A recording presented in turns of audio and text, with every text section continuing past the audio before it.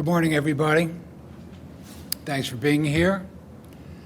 My name is Brian Fisher, and I'm the manager of the Media Relations Division for the Prince George's County Police Department, and we really appreciate you joining us this morning.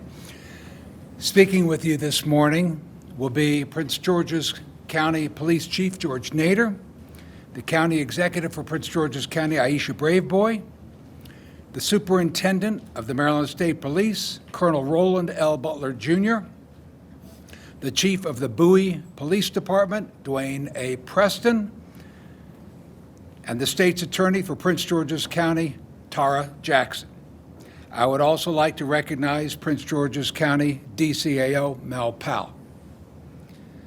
Because this investigation remains very active, we'll take a few questions at the end of the presentation, but we'll be very limited in what we can answer.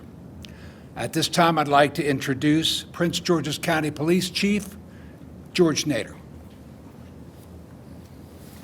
Good morning. First, I'd like to thank members of the media for showing sensitivity during the reporting of this case. We know there were questions that you had and questions that we couldn't answer due to the investigation being ongoing. On September 5th, detectives from the Prince George's County Police Department's Homicide Division developed probable cause to present charges for the murder of Dacara Thompson. This morning, criminal charges were issued for first-degree and second-degree murder.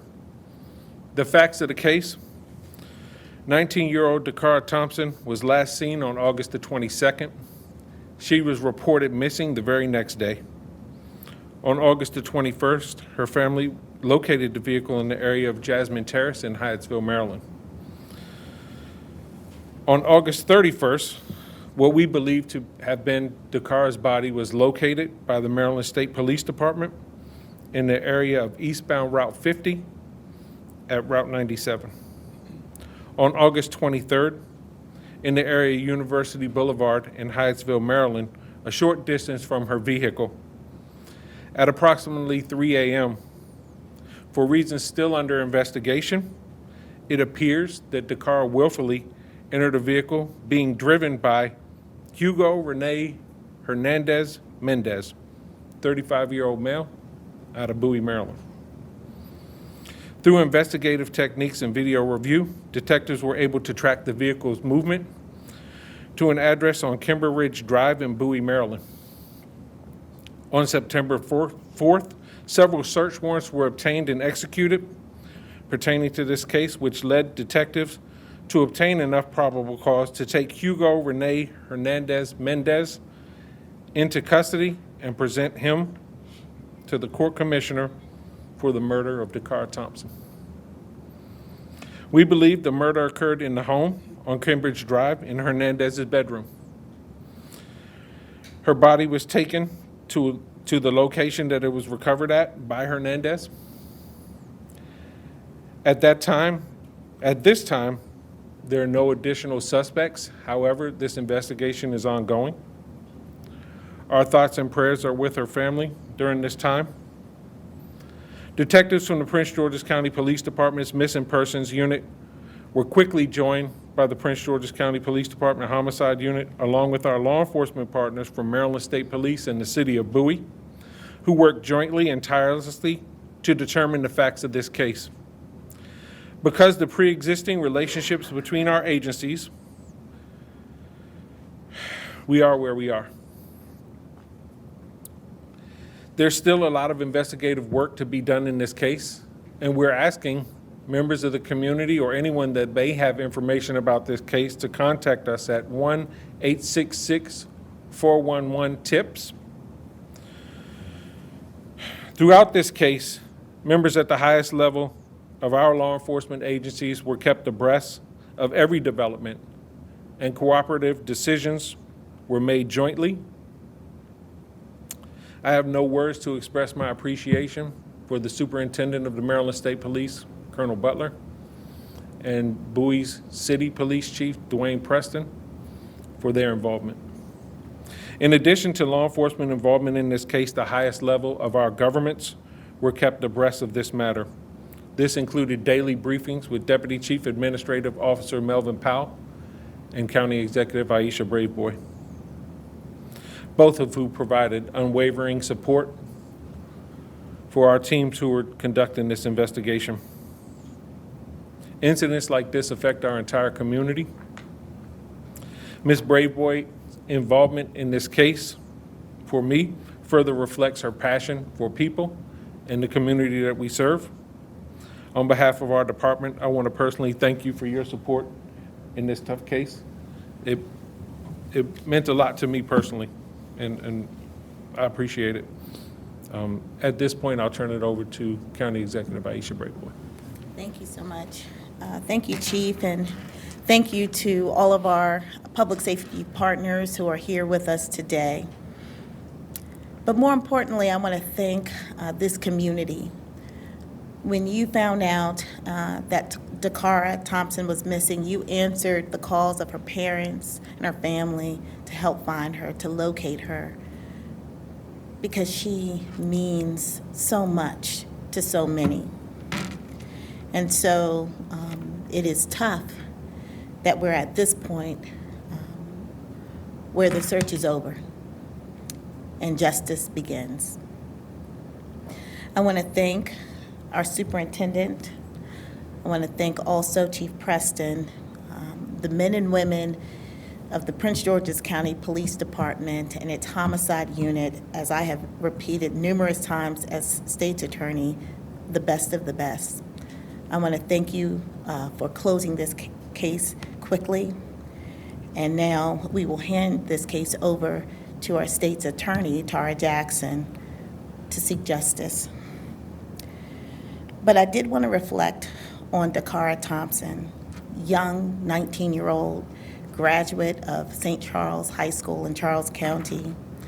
She was living with her father, and part of the reason she lived here is because she was working for nonprofit Prince George's as part of her service year option that she decided to participate in, and that this activity is sponsored by our Governor Wes Moore. So this is a young woman who dedicated part of her young life to serving others, And I want that to ring home to all of you, that this is a good young woman who wanted to do good for her community. And now her community will stand behind her family as we seek justice for her. I will now turn the mic over to our Superintendent Butler. Good morning. On behalf of Governor Wes Moore and the entire Maryland Department of State Police family, I'd like to extend my deepest condolences to the family and friends of Ms. Dacara Thompson, a young life that was taken far too soon. Shortly before 5 p.m. on August 31st, troopers from the Maryland State Police Annapolis Barrack were dispatched to the area of U.S. Route 50 between Maryland Route 424 and Interstate 97 in Anne Arundel County for the report of a disabled vehicle. Upon arrival, troopers observed a female lying unresponsive in a grassy area off the highway. Information obtained indicated that the disabled vehicle was unrelated to the investigation that we have embarked upon. Investigators from the Maryland State Police Criminal Enforcement Division South Region responded to the scene along with State Police crime scene technicians from our Forensic Services Division. They processed the scene. Shortly after, they contacted the Prince George's County Police. The Maryland State Police and the Prince George's County Police have been conducting a joint investigation into the death of Ms. Dacara Thompson. As additional information becomes available, I am sure the Prince George's County and the Maryland State Police will share that information with you. The circumstances surrounding her death still remain under investigation, so we will continue to answer those questions that we think the community and the family want those answers. Thank you. I'd like to introduce Chief Dwayne Preston from the City of Bowie.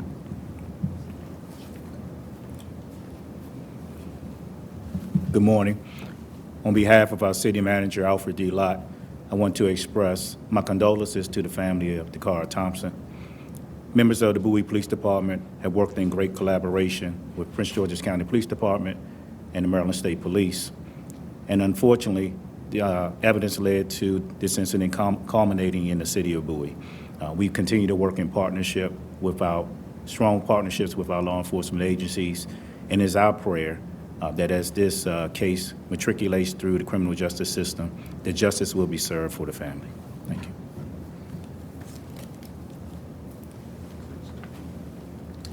Good morning. I too would like to first express my condolences to the family of Dacara Thompson. I cannot imagine the pain that the family is feeling right now. And I agree with the county executive when she says that the community is grieving with the family. I also want to thank the county executive and her leadership team, Chief Nader, Chief Preston, our Maryland State Police partners. We are indeed a team in bringing justice and protecting our community. I know that the public has been following this case closely, and oftentimes our community does not understand the legal process and roles of each member of our legal team, of our law enforcement team. So as State's Attorney for Prince George's, I'm here this morning to explain the legal process and next steps. The police have charged Mr. Hernandez-Mendez, as you've heard, with murder and related charges. He has appeared before a commissioner, a judicial officer, and that commissioner has determined that there is probable cause to support the charges, and he was held without bond. Mr. Hernandez-Mendez will now appear at a bond hearing. We're not sure whether that bond hearing will be today or on Monday. And during that hearing, the court will determine whether or not he should remain held. In making that decision, the court will look at the nature of the charges that are lodged against him, as well as the safety of the community. As I said, this bond hearing may occur on Monday and not today. At this point, there really is not much more that I can offer other than to say in the weeks to come, my office will do a thorough review of the evidence, and we will determine whether or not Mr. Hernandez-Mendez should be indicted, and if so, what he should be indicted for. It is important to remind our residents, and I want to do this always, that any person who is charged with a crime in Prince George's is entitled to due process through our judicial system, and it's my job as the state's attorney to ensure that the justice occurs, but that the processes are transparent and fair and in full accordance with the law. And finally, I just want to add that my office remains steadfast in working with our partners daily to make sure that our community is safe. Thank you. So the deepest gratitude for the men and women of the Prince George's County Police Department that worked this case literally around the clock since she was reported missing. I deeply appreciate their efforts, and I appreciate the journalism that has covered this case to this point. Now we'll open it up for a few questions. Ma'am. Chief, I want to ask you your thoughts on what you think happened here with these two coming together, and then separately, is there any indication that she was alive moving around the home, or that this was a murder that happened? We don't believe she was moving around the home. We believe everything transpired in the bedroom. So what is surrounding the two coming together, that's what we're still investigating. Does the suspect have any other violent crimes in his past? Nothing, not that we're aware of, but we are aware of one prior arrest that occurred with United States Park Police in April. If it wasn't for that disabled car, would that area have been searched? Was that on your radar? That area is probably about 7 miles away from the murder location, but a good distance away from where she went missing. So we are thankful that the Maryland State Police had the ability to locate that body based on that call for service. Chief, was this suspect subject to an ICE detainer from that spring arrest? He was not at that, he was not subject to an ICE detainer based on that spring arrest. Not any other? Are you aware? We believe that one was issued yesterday. County executive or whoever wants to handle this, that's going to be an aspect of this case given our time of day and age. Yes. What are your thoughts about that? This man's in the country illegally alleged. So, as was indicated, he was arrested by U.S. Park Police, which falls under the auspices of the federal government. So the federal government arrested him in April of this year on a DUI charge. He was then released pending his trial. I don't believe his trial date has come up yet. So what we know is that he did not, according to our records, have any contact at the state level, but he was arrested by federal authorities in April. I imagine that there's going to be some reaction to this man's arrest now in the news nationally. What are your thoughts about that? Is his status relevant at all in this case? What are your thoughts? Well, I think that the U.S. Government has made status of individuals relevant. This was someone who was in their custody, and they made the decision to release him. So I think the questions should be asked of the Justice Department. Thank you. He will now have to face his charges here, though, correct? Correct. Right. Yes, ma'am. I have a question. So when Dacara was reported missing, I know that I talked to Brian about this. There wasn't like a flyer or anything put out on social media to get her face out, right? Can you talk just about that, like the fact that that wasn't put out right away and the case ended this way? Like what was done in the first few hours or days of the investigation? So the facts as we have it is she was in that vehicle before she was ever reported missing. So we did canvass the area, we searched, we questioned people in the area, we looked for video, we did all of these things. As a practice, critical missings get distributed. But the family did a lot of hard work and they distributed information and you all covered that. So the information was out and the community had it. And the community was sending in tips as well. Sir. When the body was first discovered, you were quick to say there's some of the characteristics we cannot identify. Correct. And the timeline up from that point to today, you kind of provide the detail and you can possibly identify the type of car. So we met with the family and through that meeting, we were able to identify the body. We'll take one more question. We'll do two. You. I was going to ask, are any investigators talking with the suspect as he is cooperating? Is anything? We did interview the suspect and we got limited cooperation. Can I just ask, I want to ask this respectfully, any trauma to the body? We're not going to discuss the manner of death at this time. But thank you for your question. And thank you all. We really appreciate you coming up.